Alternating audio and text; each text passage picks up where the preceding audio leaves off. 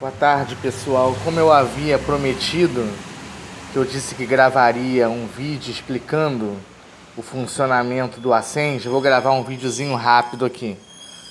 A priori, o que eu tenho que explicar é que as peças, elas são valoradas em função dos dados. Então, cada jogador vai ter um conjunto de 5 dados: amarelo, vermelho, azul, verde claro e verde escuro, um de cada. E o somatório dos dois é que vão determinar as valorações das peças. Então, lembrando, 2 possibilidades são válidas, as outras 2 são inválidas. Quais são as possibilidades válidas? Quando cada uma das peças, amarela, vermelha, azul, verde claro e verde escuro, assumir um único valor, ou o mesmo valor ser assumido por pelo menos 2 das peças. Se 3 peças assumirem o mesmo valor ou um par de peças assumir o mesmo valor, esses resultados são inválidos. Então vamos ver. O primeiro jogador lançaria os seus 5 dados. Vamos ver no que vai dar. Ele conseguiu o amarelo no 2, o azul no 6, o vermelho no 3, o verde claro no 2 e o verde escuro no 6. Aí o segundo jogador lançaria os seus 5 dados também. Aí ele conseguiu 4 no amarelo, 3 no vermelho, 2 no azul, 1 no verde claro e 5 no verde escuro. Vamos ver se vai ser um resultado válido. Nessa partida, as peças amarelas assumiriam 6 pontos. As vermelhas também assumiriam 6 pontos. Opa, o 6 já apareceu para 2. Se aparecer para mais uma, por exemplo, não vai ser válido. Eu vou ter que lançar os amarelos, os vermelhos e o próximo, se aparecer 6, também. O azul conseguiu 8. 6, 6, 8. Por enquanto está válido. O verde claro, 3. O verde escuro, 11. 6, 6, 8, 3, 11.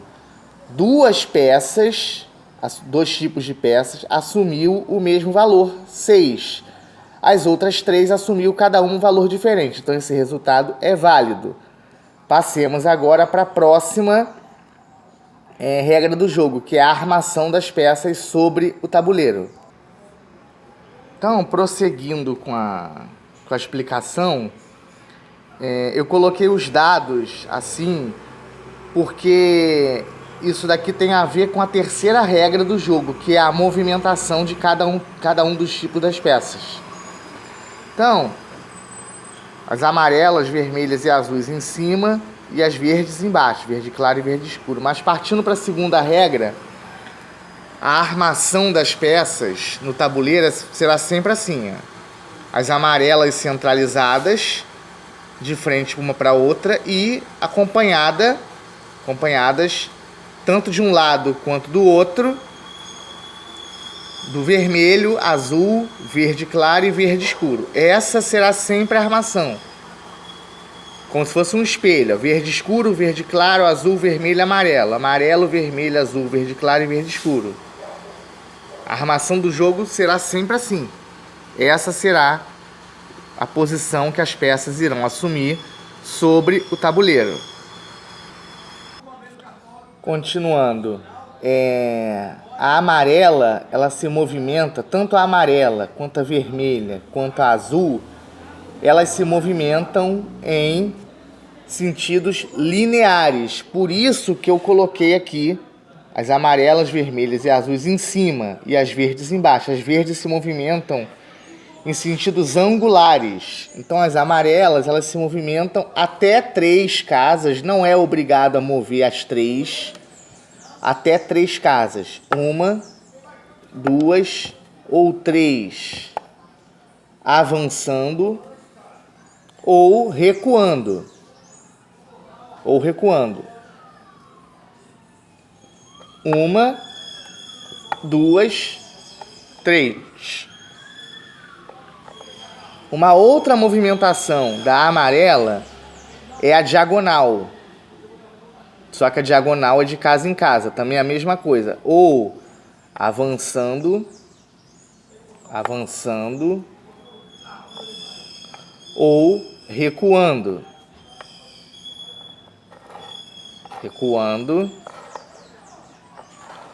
Ou avançando.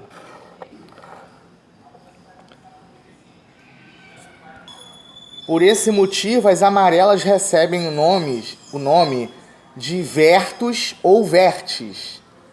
A próxima agora são as vermelhas.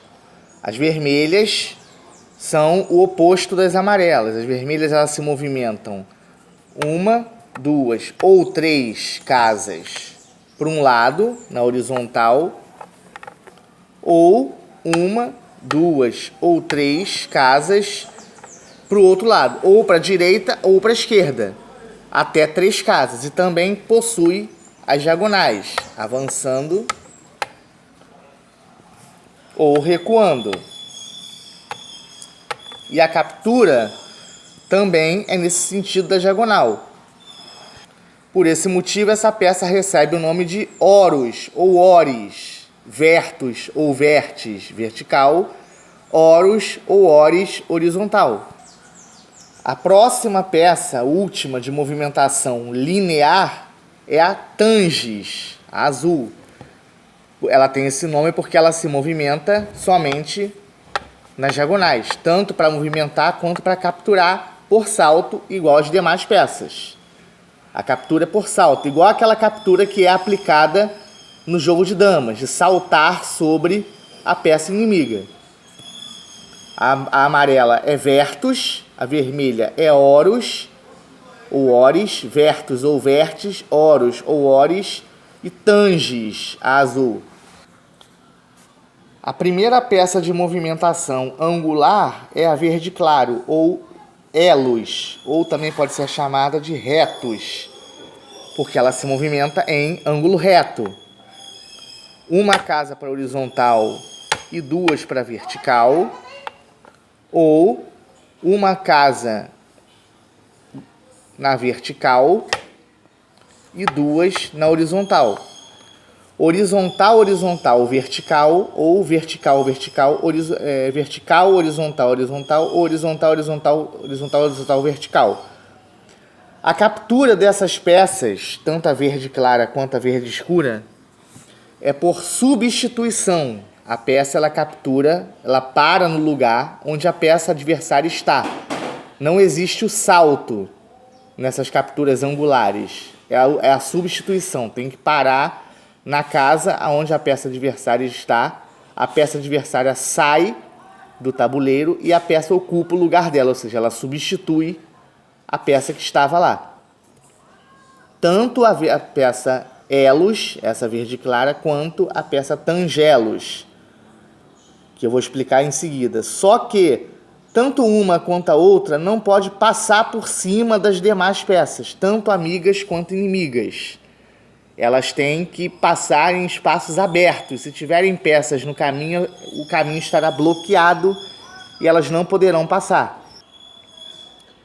A próxima peça agora é a tangelos. Ela se movimenta em ângulo obtuso. Como seria esse ângulo obtuso? Uma casa para uma diagonal e 2 casas para outra diagonal adjacente. Ou uma, 2, ou o contrário. Uma, 2, uma. Ou uma, 2, ou uma, 2, ou uma, 2. Para as diagonais adjacentes, formando um ângulo obtuso. Se for observar essa casa aqui, fazendo esse trajeto que a peça faz, ó, forma um ângulo obtuso aqui, ó. Essa união aqui nas diagonais. Ou o contrário também, aqui.